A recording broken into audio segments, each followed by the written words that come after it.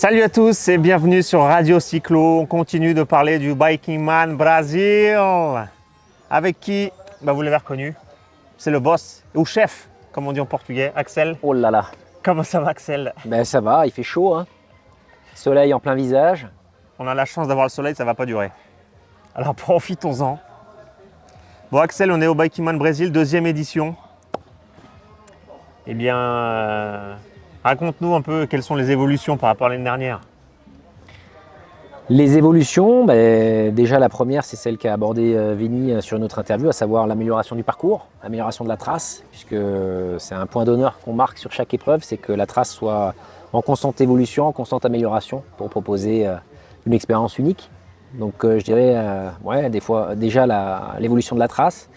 Progression, parce qu'on a un petit peu plus de participants, malgré le fait que ce soit quand même une destination lointaine, avec pas mal d'Européens qui viennent. Donc je pense que la participation que j'ai eue l'année dernière, ça a dû en inspirer plus qu'en effrayer. Ça, je suis heureux, puisque c'était quand même une expérience d'immersion assez extrême. Et puis, on est heureux d'être là. On est heureux d'être là. Parce que c'est compliqué quand même de continuer à organiser des épreuves à l'international avec tous les défis du quotidien, tout ce qui se passe en ce moment d'un point de vue géopolitique. Donc, heureux d'être là. Puis la chaleur brésilienne, unique au monde. Les gens. Il faut venir pour le comprendre. Il n'y a pas que le soleil, il y a la chaleur du peuple brésilien, il y a l'excitation des Brésiliens sur l'épreuve. C'est une culture particulière. On est en Amérique du Sud et à la fois on est dans un territoire un peu particulier, un autre continent. Puis on s'en rend peut-être pas compte en Europe, mais aussi il y a quand même beaucoup d'amoureux du vélo ici, puisque l'année dernière on l'avait déjà vu, là encore, les gens sont vraiment enthousiastes, quoi. Ils sont enthousiastes et puis ce qui est intéressant, c'est un peu à l'image du Brésil, c'est que c'est un pays un peu aux mille couleurs, quoi, à la fois sur les visages des gens et ça se retrouve dans le vélo. Il y a des pratiques complètement différentes. Moi hier j'ai eu la chance de contrôler du coup le matériel des participants. Il y a une très très grande variété entre les Colombiens, les Chiliens, les Brésiliens en termes de stratégie, en termes de choix de machines. Et du coup ça donne, c'est moins linéaire, même s'il y a quand même pas mal de personnalisation sur les épreuves européennes. On retrouve vraiment une variété assez unique de machines, de profils. Après, on va voir ce que ça va donner sur le terrain. Mais clairement, il y a une excitation de voir des VTT qui se mélangent avec des gravels et avec potentiellement des équipements de route sur une épreuve aussi engagée que le Brésil. Moi, je trouve ça super intéressant. C'est à l'image de la compétition ici, quoi. Versatile. Et pour tous les participants, à quoi ils doivent s'attendre sur ce parcours, sur cette aventure qui s'annonce? Mais pour moi, c'est probablement la plus sauvage de cette année, comme l'année dernière, puisqu'on termine la saison avec celle-ci, donc avec le Brésil. Forcément, les participants qui sont déjà venus sur la saison 2022 et qui reviennent sur le Brésil vont avoir, à mon avis, pas mal de surprises, parce qu'on est sur un degré d'engagement, d'exploration qui est un peu au-delà du Portugal et des étapes françaises, parce que conditions climatiques obligent. On est en forêt atlantique, donc il y a énormément de pluie. Quand ça tombe très fort. Les pistes, quand il y a de la pluie, c'est un carnage. Ça glisse, ça patine, c'est technique, il faut travailler les trajectoires. C'est un travail de tous les instants. C'est la moindre erreur, tu es au tapis. Du coup, ce degré d'engagement-là, on le retrouve moins sur les épreuves européennes.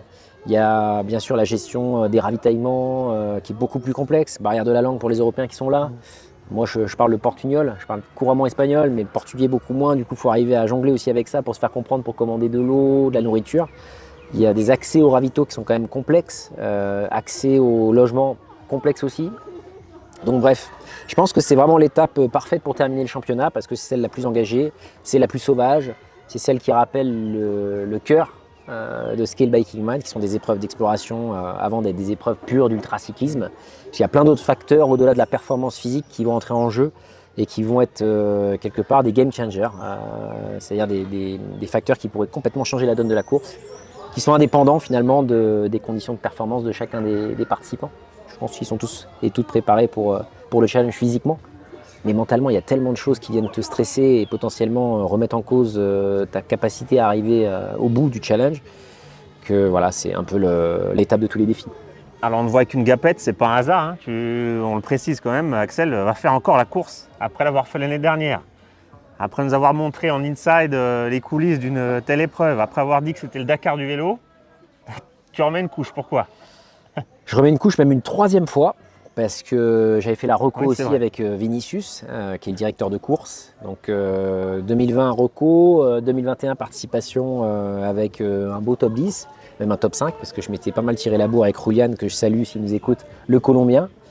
Pourquoi je remets ça? Parce que le Brésil, moi, c'est un territoire où je suis né, l'Amérique du Sud. J'adore ce continent au sens large, que ce soit le Brésil, le Pérou, parce que j'ai un amour particulier pour le Pérou. On retrouve des sensations, il y a une ambiance, il y a des ingrédients que j'adore. Tu sais, ma passion pour rassembler des ingrédients très particuliers sur les épreuves, indépendamment du dénivelé, de facteurs finalement assez linéaires. Distance, dénivelé, ça ne veut rien dire sur le papier. Une fois que tu es sur le terrain, ben voilà, des fois tu vas faire les 10 km les plus longs de ta vie.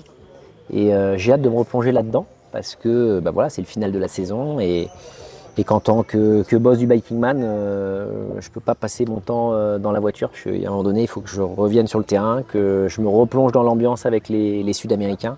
Et il y a une ambiance particulière ici. Ça montre également que le championnat, à la fois c'est s'exporter et il y a d'autres profils qui viennent. Ça donne la possibilité à d'autres nationalités de s'exprimer. Les Colombiens, les Brésiliens. Alors moi je suis pas là pour gagner, je suis là pour faire le show. Je suis là pour essayer pas de jouer la gagne, mais de jouer, parce que j'adore cette compète, j'adore rentrer dans le mode de compétition. Je t'ai dit que je ne ferais pas la course. Ah, ça c'est la grande question qui a animé les réseaux sociaux ces dernières heures. Est-ce que Axel va faire la course ou pas? T'as tranché? Réellement ou tu vas te laisser encore embarquer par la compétition comme l'année dernière? Le dilemme de ce type d'épreuve, c'est que moi je me lance là-dedans comme je le fais dans les explorations. C'est-à-dire que je pars sans aucun a priori, je ne sais pas ce qui va se passer et j'embrasse quelque part l'épreuve sans savoir vraiment où je vais et en me préparant pour l'imprévisible. Donc je ne sais pas ce que je vais faire. J'espère ne pas arriver à faire la course, mais je suis un profil de compétiteur.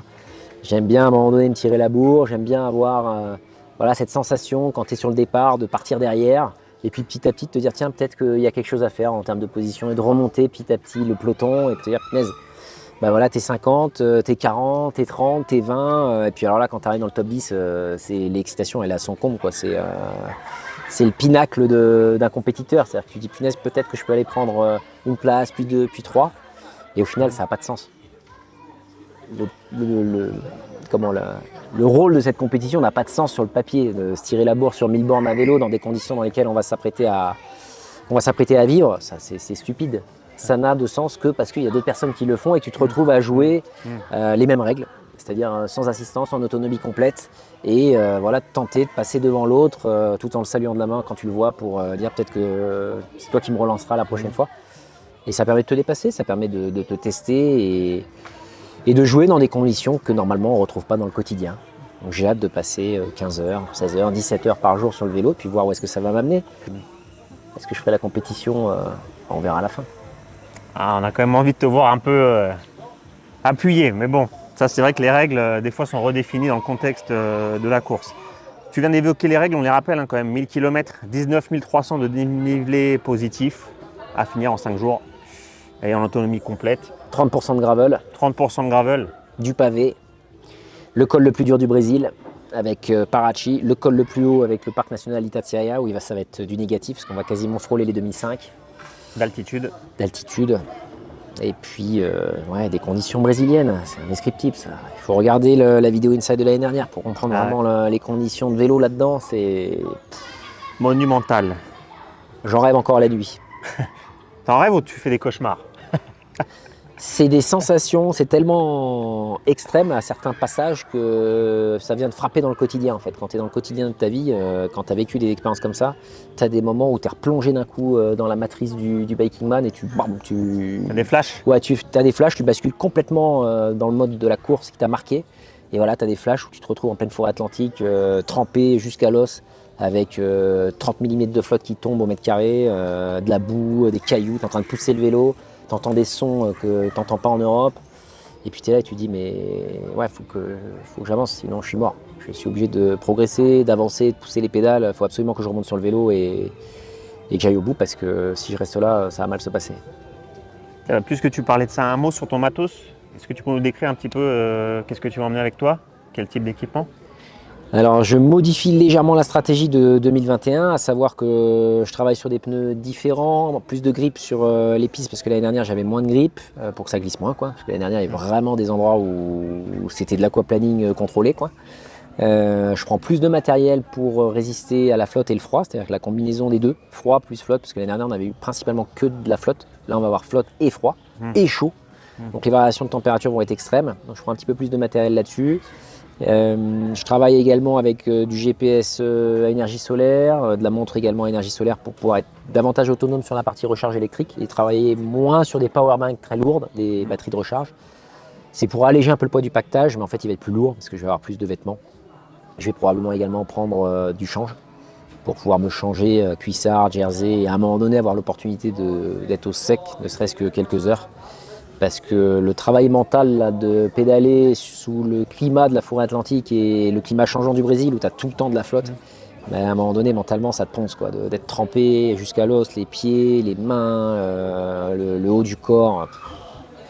Bref, tu vas chercher à un moment donné un refuge dans le confort et je me suis préparé quelques astuces pour pouvoir retrouver ce refuge. J'espère que ça va marcher. Le vélo sera plus lourd je pense. Mais au final, je pourrais tenir un petit peu plus longtemps sans devoir me poser au sec dans un resto ou une maison d'hôte ou quoi que ce soit pour juste me réchauffer un peu. Des astuces et des secrets ou tu peux en partager au moins une? Bah, j'en ai déjà partagé une, il y en a une là. Les gens ils savent très bien pour celles et ceux qui me J'ai vu des Brésiliens suivent. qui t'ont même posé des questions pourquoi tu roules tout le temps avec. Ouais. Exactement, donc ça c'est une double astuce, c'est à la fois une amulette, c'est un objet que j'ai trouvé sur la route pendant une expé qui a beaucoup de valeur parce que ça m'a beaucoup aidé au Pérou à résister au froid. Donc c'est une écharpe. À la fois pour sa caractéristique technique, mais également pour sa valeur, puisque je suis allé la chercher à plus de 4000 mètres d'altitude et je l'emporte avec moi. C'est des artifices qui permettent de me dire ce que je m'apprête à faire, je l'ai déjà fait, dans des conditions beaucoup plus extrêmes, et ça permet de relativiser sur le défi à venir, et de se dire, voilà, c'est un défi de plus, certes très très dur, mais ça reste du vélo. Et tu sais que j'ai un adage que j'utilise souvent, les exploits d'aujourd'hui, c'est le quotidien d'hier. Il faut se souvenir également des gens, comment ils vivaient hier. Il faut regarder aussi les Brésiliens, comment ils vivent, dans quelles conditions, parce qu'il y en a pas mal qui vivent dans des conditions très précaires. Donc nous, on fait du vélo, quoi. On n'est pas là pour changer la planète. On est là pour essayer de se défier, de se dépasser dans un contexte convivial. Donc ça permet de relativiser le défi et de te dire, voilà, ça va le faire, ça va passer. Alors là, on est au Brésil, dans ce petit plateau en pleine nature, j'entends les oiseaux. C'est pour revenir un peu aux sources du Bikeman, puisqu'avant le Covid, c'était vraiment une épreuve qui était beaucoup plus internationale. On était allé à Taïwan, là on est au Brésil, et il y a une connexion, enfin en tout cas, il y a une connexion que tu cherches avec les grands explorateurs d'antan. Mais en fait, ça s'est fait presque de manière organique et naturelle. Effectivement, il y a eu d'abord le Pérou et l'Équateur avec le chemin royal des Incas, parce qu'on suivait les traces à la fois de ce grand réseau et puis des migrations qui ont eu lieu sur ce réseau routier qui est un des plus vastes du monde. Ensuite, il y a eu le Sultanat d'Oman, exploré par Marco Polo et Ibn Battuta, entre autres. Il y a eu Taïwan, exploré par les Portugais, entre autres, avec le nom Formos, pour le nom qu'ils ont donné à l'île. Il y a eu le Portugal derrière, parce que le Portugal est arrivé après Taïwan, donc il y a une connexion aussi avec les explorateurs portugais, tu es portugais d'origine. Les Reis Sanjos, je fais un clin d'œil à la famille Ferreira, parce que maintenant ils sont sur toutes les épreuves. On vient quelque part aller dans les traces et sur les traces des grands explorateurs, alors dans des conditions en plus qui sont quand même facilitées. On a des vélos, on est bourré de technologie, on a des GPS, on suit des traces à la lettre. Tout est balisé dans le sens où c'est des routes, des pistes qui ont été travaillées par l'homme, donc je dirais que c'est presque facile. Mais en tout cas, je suis honoré de me trouver au Brésil aujourd'hui. Me dire qu'avant, il y a eu des hommes et des femmes qui sont venus ici pour explorer et on va peut-être leur rendre hommage à vélo, aller sur ces pistes et ces routes mythiques. Voilà, pour se souvenir que l'humanité a du bon quand il s'agit de voyager, d'explorer et d'aller à la rencontre des gens. Et ici au Brésil, on est très bien accueillis par les gens, avec cette chaleur humaine unique au monde, comme on l'a déjà dit. Merci Axel. Avec plaisir, Cédric. Évidemment, on va te suivre sur le tracker au Waka. On va suivre ta position en permanence, voir si tu vas faire la course ou si tu vas prendre le temps de profiter un peu plus de cette forêt atlantique. Mais je vais profiter. Quoi qu'il arrive, oui, c'est vrai. C'est vrai que souvent, on fait l'amalgame entre faire la course et on ne voit rien parce qu'on a l'impression qu'on va vite. Juste pour rappeler, pour les gens qui nous écoutent, les 1000 km, moi l'année dernière, j'ai eu une moyenne kilométrique, une vitesse de moins de 18 km/h. En vitesse de déplacement, c'est très très lent en fait. C'est très très lent. Après, j'ai passé beaucoup de temps sur le vélo, en moyenne plus de 17 heures par jour. Mais finalement, tu passes énormément de temps à une vitesse très lente, donc tu es au contact de plein d'éléments et tu absorbes énormément de choses en fait. Donc tu vas pas vite, tu vas lentement, c'est juste que tu passes beaucoup plus de temps sur le vélo que d'autres qui s'arrêtent plus tôt et qui du coup coupent l'exploration par des pauses à l'hôtel, les maisons d'hôtes, les restos. Donc c'est une autre exploration aussi, il y a peut-être plus de gastronomie, plus de repos dans les hôtels, l'accueil, ainsi de suite. Moi, je dirais que ceux qui sont vraiment devant, ou en tout cas, moi, je fais partie de ces gens-là, c'est vraiment parce que je veux me plonger dans l'atmosphère du pays, parce que tu vois des choses, voilà, c'est une question de curiosité en fait. C'est juste à ouvrir les yeux, ouvrir la bouche, respirer et absorber le contexte pour voir tous les ingrédients qu'il y a autour de toi qui sont tellement différents de l'Europe. Et de ramener ça dans ta besace en te disant, voilà, j'ai eu la chance de faire 1000 km, donc de voir énormément de choses. C'est presque trop en fait, hein. Mais on va pas vite. On absorbe juste beaucoup de choses dans un format très condensé et très comprimé des 120 heures qui sont les règles du jeu du Biking Man. On en profite, comme si c'était la dernière. Ouais, toujours. C'est ça, toujours. C'est comme ça qu'il faut aborder les Biking Man et surtout ici au Brésil. Donc bonne chance, Merci Cédric. bonne route, fais attention sur la route, comme dirait Neri, ma maman Ray Angel. t'inquiète Et- pas Neri, je et ferai attention. Et on se reverra sur la route, j'espère, et surtout à la ligne d'arrivée. Ça marche. Merci les amis d'avoir suivi cette interview sur Radio Cyclo. Restez connectés, abonnez-vous, parce que du contenu encore arrive sur ce Biking Man Brésil. Ciao.